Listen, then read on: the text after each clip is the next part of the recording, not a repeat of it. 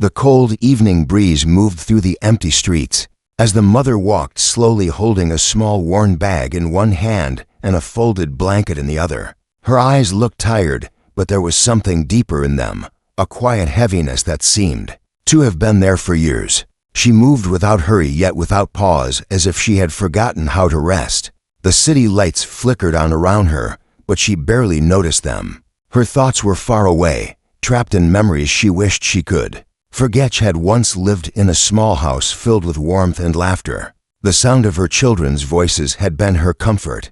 But life had a way of changing without warning. One day the laughter was gone, replaced by silence and the sound of her own quiet sobs. Late at night, she had tried to hide her pain from the world, but tears had a way of finding their own path, sometimes in the middle of a busy street or during the quiet moments before dawn. They would come without permission. People passed by her every day. Some glanced for a moment but quickly looked away. Others acted as if she did not exist. It was easier that way for them, she understood. Everyone had their own burdens to carry, but inside she wished someone would stop, someone would ask, someone would truly listen. She had so much locked inside her heart that it felt heavy to breathe.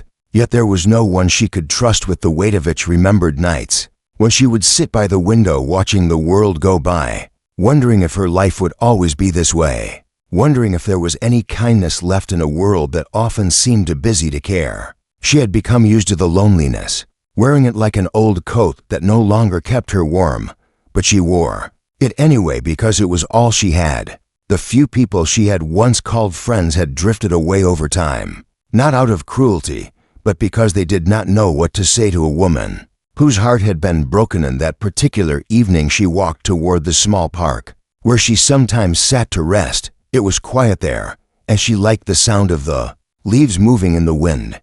She found her usual bench and sat down, placing the bag beside her. She pulled the blanket closer round her shoulders. The chill in the air felt sharper than before. She closed her eyes for a moment and let her mind drift, thinking about the son she had not seen in years, the way his small hands used to hold hers tightly when crossing the road, the way he used to laugh at the simplest things. Now he was somewhere far away, living a life she could only imagine. Her heart ached as she thought of him. She whispered a silent prayer that he was safe and happy, though deep down she feared he might have forgotten her. The thought made her chest tighten. Her tears began to fill her eyes, but she quickly brushed them away. She did not want to cry in public again. She had done that before and seen the uncomfortable looks from strangers. It was easier to keep the tears hidden. Just as she was about to leave the bench, she noticed someone approaching, a man with a calm face and kind eyes. He was carrying a paper cup of coffee. He slowed as he passed by her, and then paused. She looked away, expecting him to continue walking, but instead he took a step closer. He asked gently if she was all right. His voice was soft, not demanding, just open. For a moment she could not speak. It had been so long since anyone had asked her that. She nodded faintly, not trusting her voice, smiled slightly, and placed the cup of coffee on the bench beside her, saying it might help keep her warm. Then he sat at the far end of the bench, leaving space between them. He did not rush her to talk. He just sat there quietly, sipping his own drink. She felt something she had not felt in years, a small sense of safety, as if maybe, just maybe, this stranger was someone who would finally listen. For a while they sat in silence.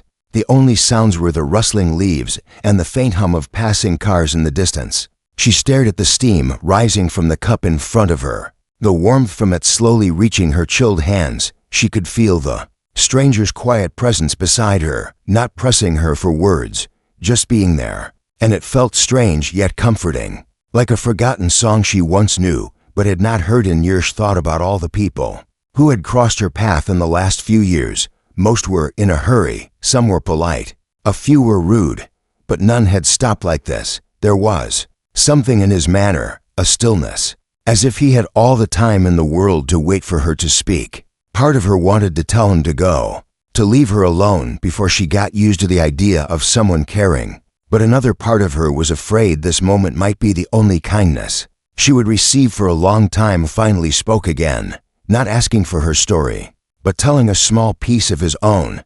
He spoke of nights when he too had walked alone, feeling as if no one could see him, of how life sometimes felt like a room with no doors until one day a stranger had offered him help. She listened quietly, surprised to hear something so honest from someone she had just met. It made her wonder how many people around her were also carrying silent wounds. Beneath their everyday smallness as he spoke, she found herself watching his eyes. They held no pity, only understanding, and that was what made her want to speak. Her lips parted, but the words felt heavy, stuck somewhere deep. She took a sip of the coffee, letting the warmth give her courage, and then she began, her voice soft at first, almost uncertain. She told him that she used to have a family, a home that felt safe, mornings filled with laughter and the smell of fresh bread, but that everything had changed faster than she could hold it together. She did not go into all the details, not yet, just enough for him to know she had lost more than she could bear.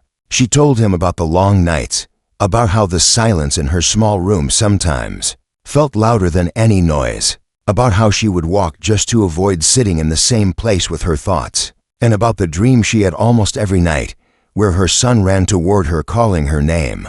But just before she could touch him, he would vanish. Stranger listened without interrupting, his gaze steady, his hands resting on his knees as if he understood that every word she spoke cost her something. When she finished speaking, there was no awkward rush to fill the silence. Instead, he nodded slowly, as if to say he had heard her without needing to speak it aloud. And in that moment she realized how rare it was to truly feel hard. They sat there for a long time, the evening air growing colder, but somehow she no longer noticed the chill. The stranger asked her name, and she hesitated before answering, not because she didn't want him to know, but because saying it out loud after telling her story felt like giving him a part of herself she had kept guarded. She told him anyway, and when he said it back to her it sounded softer, almost as if he was reminding her she still belonged to this world before leaving. He pulled something from his coat pocket, a small folded piece of paper. He placed it beside the cup and told her it was just an address, a place she could go if she ever needed to talk or simply sit with people who would not judge her. She did not know if she would ever use it, but she kept it anyway, holding it tightly in her palm. As he stood up and walked away, his steps slow, as if he too was reluctant to end this meeting that night. As she lay on her bed, she unfolded the paper under the dim light. The address was written neatly, but there was also something else, a short line that made her heart ache and warm all at once. It read, "You are not invisible," and for the first time in a long while, she let her tears fall freely, not from pain alone, but from the strange and fragile hope that maybe her story was not over yet. The morning light crept through the small gap in her curtains, soft and golden. She had barely slept, but for the first time in years, she did not wake with the same heavy dread in her chest. The folded paper with the stranger's words still lay beside her pillow. She reached for it instinctively, running her fingers over the ink as if touching the words might somehow make them more real. She whispered them to herself, "You are not invisible," and for a moment, she almost believed it. Thought of the address he had given her. It was in a part of the city she had not visited in years, a place that once held memories of better days. She wasn't sure if she had the courage to go. Part of her feared disappointment. What if it was just another charity that handed out food and sent people away? What if it was nothing at all? Yet another part of her wanted to see if there was truly a place where she could be more than just another face in the crowd litter. That afternoon, with the paper tucked safely in her coat pocket, she began walking, her steps slow, uncertain. The streets were busy, people rushing past without noticing her, yet somehow, today, she noticed them. She wondered about their lives, about the invisible struggles they might be carrying too.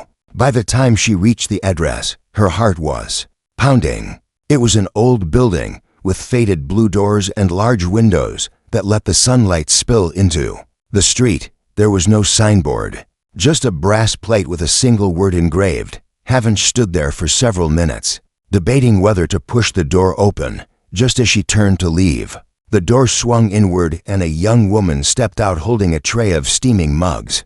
Their eyes met for a second, and instead of looking away, the woman smiled warmly. Without hesitation she said, "Come in, it's warmer inside."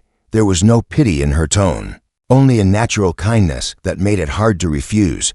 Before she knew it, she was stepping inside a there inside carried the smell of fresh bread and something sweet baking. The walls were lined with shelves filled with books, plants hung from the ceiling, and there were small tables where people sat talking, reading, or quietly sipping tea.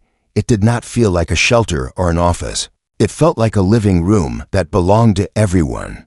She was led to a corner table where the stranger from the park sat. He looked up and smiled as if he had been expecting her. "I'm glad you came," he said simply, and those words made her feel something deep in her chest. She couldn't. Namathy didn't speak about her pain right away. Instead, he introduced her to others.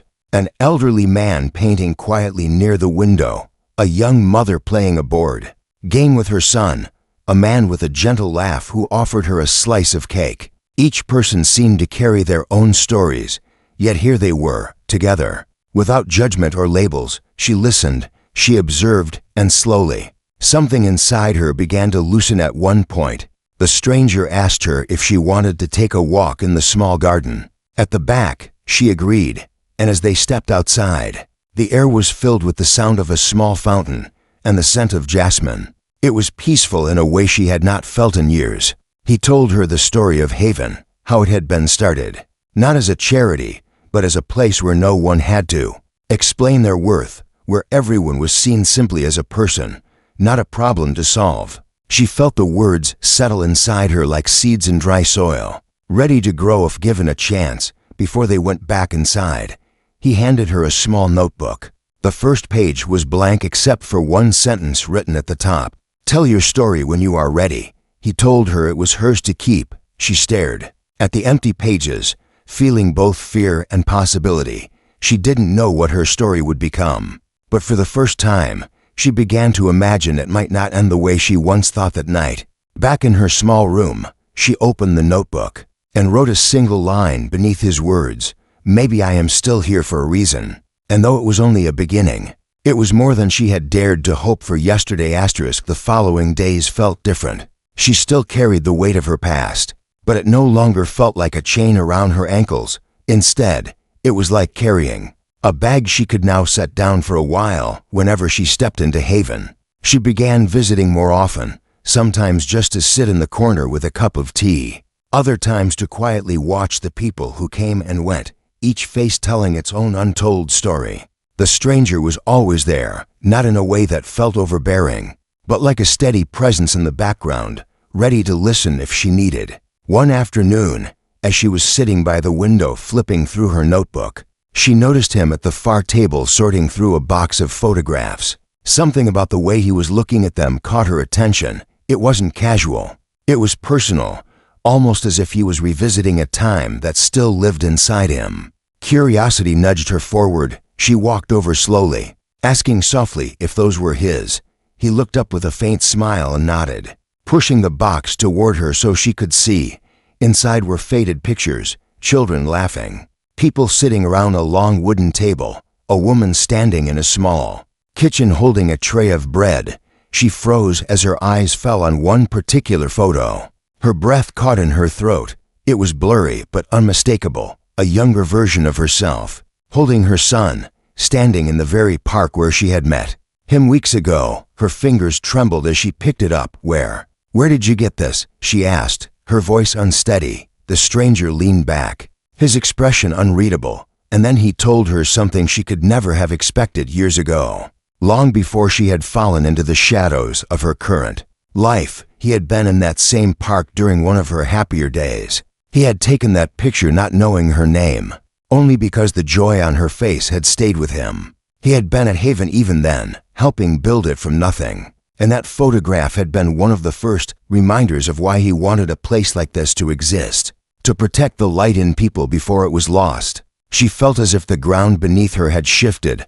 All this time she had thought the stranger's kindness was simply chance, yet here was proof that their paths had crossed long before the park bench meeting. He told her he had not recognized her at first. Life had changed her face, her posture, even the way she carried herself. But the day she sat on that bench with quiet tears in her eyes, something about her presence had pulled at a memory. And when he went home that night and found the old photograph, he knew it was her. The revelation left her both shaken and strangely comforted. She wondered how different things might have been if she had walked into Haven back then, before everything had fallen apart. But the stranger's voice broke through her thoughts. The timing wasn't wrong. He said gently, "It was just not ready yet. You weren't ready yet." Those words struck something deep, as if telling her that even broken paths could lead to the right place. That evening, when she returned to her room, she stared at the photograph for a long time. She remembered the day it had been taken, her son's small hands tugging at her dress, the wind in the trees, the way the sunlight had made everything glow. She felt the sting of tears. But this time they weren't only for what she had lost. They were also for the strange way life had circled back, bringing her face to face with someone who had seen her before the silence, before the loneliness, before she had stopped believing she mattered. For the first time in years, she placed something on her empty wall, the photograph, taped gently beside her bed, so that each morning she would wake to a reminder that even in her darkest days, there had been moments worth remembering, and maybe, just maybe, there would be more to come. The winter air had grown sharper, but inside Haven the warmth seemed to wrap itself around her each time she stepped through the door. Over the weeks she had started talking more with the people there, sometimes sharing small pieces of her story, other times just listening. There was something healing in realizing that everyone carried fragments of pain, yet still found ways to laugh, create, and hope. One afternoon, the stranger approached her with a small envelope in his hand. His expression was calm, but his eyes held a certain spark. He placed it gently on the table in front of her. "This came in for you," he said. She looked at it, puzzled. "For me? How would anyone even know I'm here?" she asked. He only smiled and told her to open it. Inside was a single sheet of paper, written in simple handwriting. It was an invitation, not to a party or a meeting, but to something called the Listening Room, a monthly evening at Haven where anyone who wished could share a story from their life. No rules, no judgments, just a circle of people who listened with their whole hearts. "Why me?" she asked softly. The stranger replied, "Because you've been holding your story for too long. And sometimes the act of speaking it out loud is the first step to reclaiming it." Her instinct was to refuse. The idea of sitting in front of strangers and letting them see her pain felt terrifying. She had built her life on keeping the deepest parts of herself hidden, but the thought wouldn't leave her. Over the next few days, she found herself flipping through her notebook, rereading the scattered sentences she had written, pieces of memories she hadn't dared to put together. When the evening came, she almost didn't go. She stood outside the building for several minutes, her hands shaking. But then she thought of the photograph on her wall, the one that reminded her she had once been more than her struggles. She took a deep breath and stepped inside. The room was softly lit. People sat in a circle, some holding mugs of tea. The atmosphere was quiet, but warm when it was her turn. Her voice trembled at first. She spoke of the day her life began to unravel, of the slow fade of laughter from her home, of the nights when she would walk aimlessly just to avoid sitting in the silence. She told them about the park bench, the stranger with the coffee, and the folded piece of paper that had made her feel seen again. She expected to feel exposed, but instead she felt lighter with every word, as if the weight she had been carrying for years was finally shifting. When she finished, there was no clapping, no rush to fill the silence, only the quiet presence of people who truly heard her. Some nodded gently, others had tears in their eyes. It was then she realized the power of being listened to. It didn't erase the pain, but it made it less lonely. After the gathering, a woman approached her, someone she had seen before at Haven, but never spoken to. She introduced herself and said she worked with a small community program that helped people rebuild their lives. Through storytelling and mentoring, we're looking for someone to help with a new project. She explained, "It's about guiding others to tell their stories, and I think you'd be perfect." Her first reaction was disbelief. She had never thought of herself as someone who could guide anyone. But the woman's tone was steady. "You don't need to have all the answers," she said. "You just need to understand what it's like to feel invisible, and you do." The idea both scared and intrigued her. It was a door she had never imagined would open for her. That night, back in her small room, she stared at the invitation lying next to her notebook. She could almost hear the stranger's voice saying, "You weren't ready then, but maybe you're ready now." She knew accepting would mean stepping into a world where her pain could be seen, not as weakness, but as proof she had survived. And for the first time, she felt the possibility that her story could help someone else find their way back into the light. She spent the next week thinking about the offer. Every time she passed Haven, she felt a quiet pull towards saying yes. But there was a fear under the surface, the kind that whispered she wasn't strong enough, she wasn't ready. One evening, she found herself sitting at her table with the photograph of her and her son in front of her. She traced the edges with her fingertips, remembering his laughter, his small warm hand in hers. The next day she told the woman from the community program that she would try. The woman's smile was immediate and genuine. "We'll take it step by step," she said, "no pressure." Her first task was simple, to attend a small group meeting where others shared their stories, just like she had in the listening room, except this time, she would be observing, learning how to hold space for someone else's truth. It went better than she expected. She found herself listening closely, nodding at the right moments, offering small words of encouragement when someone hesitated. It felt natural, almost as if she had been preparing for this without knowing it. By the end of the night, she left, feeling something she hadn't in years, a sense of purpose. But life has a way of testing people just when they begin to rise. 2 weeks later, while she was arranging chairs at Haven for another meeting, the door opened, and her breath caught. Standing there was someone she never thought she would see again. The father of her son, his face older but unmistakable, the air between them thick with unspoken years. For a moment she couldn't move. Memories flooded her, some tender, some painful, some that made her want to turn and run.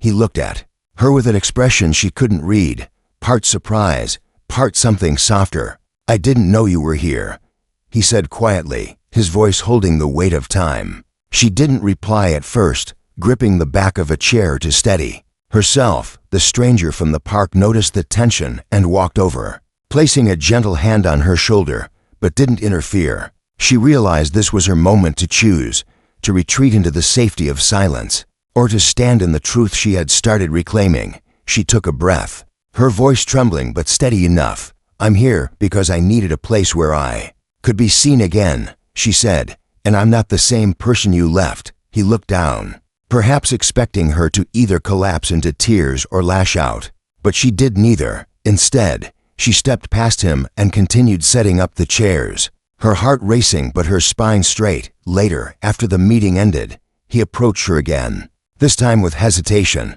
"I'm sorry," he said. "I don't know if I can fix anything, but I'd like to talk, maybe." She didn't give him an answer right away. Instead, she told him, "If we talk, it's not for the past, it's for clarity." And then she left it at that. She knew she had the right to decide when and how her story with him would continue, if at all.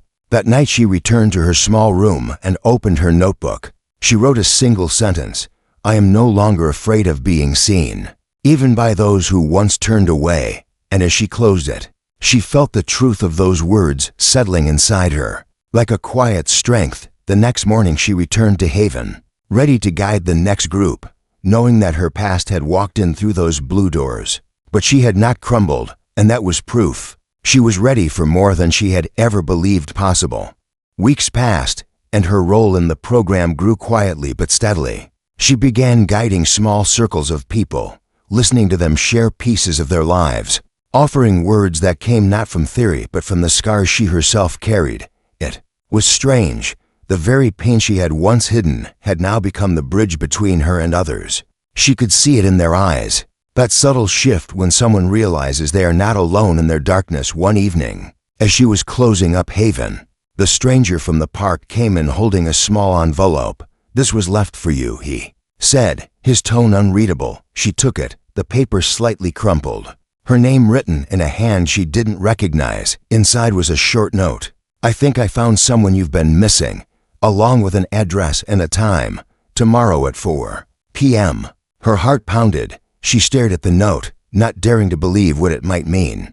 The stranger placed a hand on her shoulder. "You don't have to go," he said, But if you do, you won't be alone." She nodded, unable to speak that night. She barely slept, her thoughts circling the possibility like a bird afraid to land. The next afternoon, she walked to the address, a small community center not far from the river. Her hands shook as she opened the door. Inside, children's voices echoed from a nearby room. She followed the sound until she reached a doorway, and there he was, her son, older now, taller, his features sharper but still carrying the softness. She remembered he was helping a younger boy with a drawing, his brow furrowed in concentration, just like when he was a child building with wooden blocks. She froze, afraid that moving would shatter the moment, but then he looked up, and their eyes met. For a second, neither of them moved. The room seemed to shrink until it was only the two of them. Recognition flashed across his face, followed by something she hadn't dared to hope for, a small, trembling smile.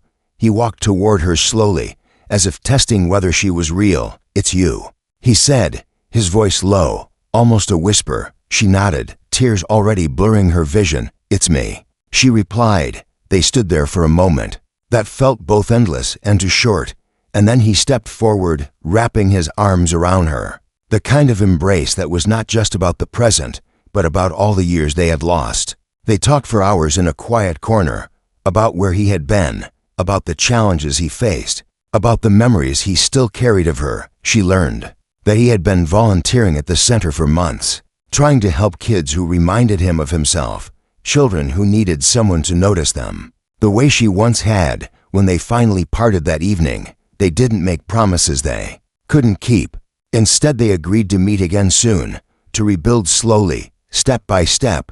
As they left, she saw the stranger from the park standing by the door, watching with a quiet smile. She realized then that his kindness had been more than a moment on a bench. It had been the first link in a chain of events that had led her back to her son. That night, she opened her notebook and wrote a new line. Some stories circle back, not to where they began, but to where they were always meant to go. And as she closed it, she knew she was no longer just surviving her life, she was living it again. The days that followed were unlike anything she had known in years. Each meeting with her son added a thread to the fragile bridge between them. They walked by the river, shared quiet meals, and sometimes sat in silence, just letting the presence of the other settle in. There were gaps in their story, pieces they both chose not to fill all at once. But there was no rush. They were learning that love could be rebuilt patiently, like sunlight warming a frozen field at Haven.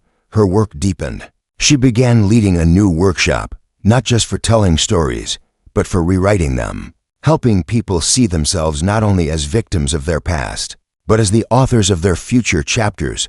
She watched as faces lit up when they realized their worth wasn't defined by what had been taken from them. It was defined by what they could still give you an afternoon. The stranger from the park found her in the garden at the back of Haven. She was planting jasmine near the fountain, the same scent that had greeted her on her first visit. "You've changed this place," he said quietly. She shook her head. "No, this place changed me." He smiled, but then reached into his coat pocket and pulled out something small. The folded piece of paper he had once left on the bench beside her, now creased and worn. "I think this belongs to you," he said. She took it, unfolding it slowly. The words were still there. "You are not invisible," but beneath them, he had added a new line in the same careful handwriting. "You never were." Her throat tightened as she read it, the truth of those words sinking in deeper than ever before. That evening, Haven was filled with more people than she had ever seen. It was a special gathering, a celebration of stories, music, and shared meals. She had been asked to close the night with a few words. She stood before them, her son in the front row, the stranger leaning quietly against the wall, and she told them what she had learned, that sometimes the smallest act, a warm drink on a cold evening, a smile from a stranger, could plant seeds in a life that had forgotten how to grow. She spoke of how every person in the room mattered, not because of what they could give, but because of who they already were. She told them that being truly heard could be the first step in finding their way home, and that they, too, could be the ones who listened. When the evening ended, her son walked up to her and slipped something into her hand, a photograph. Not of the past this time, but of the two of them taken. That night, his arm around her shoulders, both of them smiling. "For your wall," he said. She nodded, her heart swelling with something too big for words. Later, alone in her small room, she looked at the two photographs side by side, one from years ago in the park, full of the innocence and joy she thought she had lost, and the other from tonight. Not the same joy, but something stronger, forged through loss, courage, and the decision to keep walking forward. She placed them together on the wall, then sat on her bed with her notebook. She turned to the last page and wrote, "I am not invisible, I am here, and I am still becoming." Closing the book with a quiet certainty, she knew her story was far from over, but for the first time in a long time, she was ready for whatever came next. And somewhere in the quiet, with the city outside her window and the jasmine scent drifting in, she allowed herself to truly believe, not just in tomorrow, but in herself, and in the strangers who sometimes arrive at exactly the right moment to change everything.